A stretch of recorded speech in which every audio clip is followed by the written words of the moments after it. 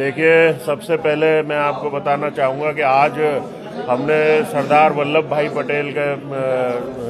को श्रद्धांजलि देने के लिए जो पूरे देश में माननीय प्रधानमंत्री नरेंद्र मोदी जी के नेतृत्व में यूनिटी मार्च निकाले जा रहे हैं सरदार वल्लभ भाई पटेल की 150वीं जयंती पर, उसको लेकर आज यहाँ प्रेस वार्ता हमने रखी है। और जहाँ तक हमारे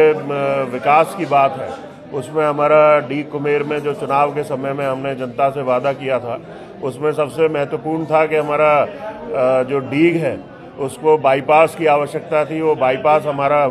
सैंक्शन हो चुका है, और सैंक्शन ही नहीं, केवल बाईपास का हमारा टेंडर भी लग चुका है, और 6 नवंबर को वो टेंडर खुल जाएगा और बहुत जल्दी इसका काम बाईपास का यहाँ पर शुरू हो जाएगा। उसके साथ साथ डीग में जिला चिकित्सालय भी बनने जा रहा है, और शायद नवंबर में ही हम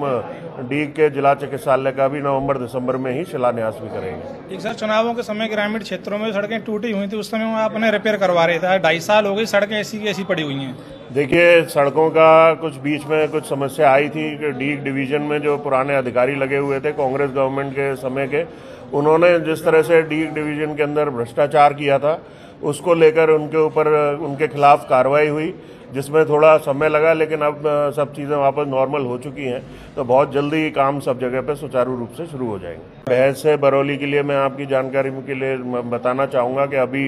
जो हमारी सरकार ने अटल पथ दिए थे, वो करीब 1.5 किलोमीटर की लंबाई का अटल पथ मैंने बहस से बरौली की ओर मंजूर कराया है, जिसका टेंडर भी हो चुका है। उसमें कुछ अड़चन रास्ते को लेकर आ रही थी, वो आज तहसीलदार जी से बात कर उसकी पैमाइश के लिए भी हमने आदेश करवाया है। बहुत जल्दी वो 1.5 किलोमीटर का बरौली की ओर वो हो जाएगा, और बचा कुछ है जो हिस्सा होगा बरौली से, उसको अगले फरवरी मार्च में जो बजट आएगा उसमें करवा देंगे। इधर देवस्थान विभाग ने दीपावली पर मंदिरों को सजाने की व्यवस्था की, प्रसाद की व्यवस्था की गई, लेकिन डीग के कुछ ऐसे मंदिर थे जहां मैं 100-200 रुपए में ही लाखों रुपए का घोटाला। ये जानकारी मेरे पास भी आई है, हम इसकी जांच करा रहे हैं, और इसमें जो भी सरकार से क्या व्यवस्थाएं देवस्थान विभाग ने को करनी चाहिए थी और क्या व्यवस्थाएं उन्होंने की है, उन सबको लेकर हम जांच करा रहे हैं, और जिसमें जो भी दोषी पाए जाएंगे उनके खिलाफ सख्त कार्रवाई करेंगे। डीग से गोवर्धन रोड है, गांव भेज में अभी 20 दिन हुए हैं, सड़क को आप जाकर के देखिएगा, उखड़ गई है, बाइक सवार डेली चोटिल हो रहे हैं। उसकी मेरे पास शिकायत आई थी, एक दिन मैं भेज गया था, जब मेरे को भी गांव वालों ने सूचित किया था। मैंने खुद भी वो सड़क देखी है, उसके लिए भी मैंने PWD के एक्सचेंज को निर्देशित किया है कि मौके पर जाकर उसकी जांच करें, और जो भी उसकी गुणवत्ता होनी चाहिए थी, क्योंकि अभी तो वो ठेकेदार के उसमें है, पेमेंट भी अभी उनका नहीं हुआ है, तो उससे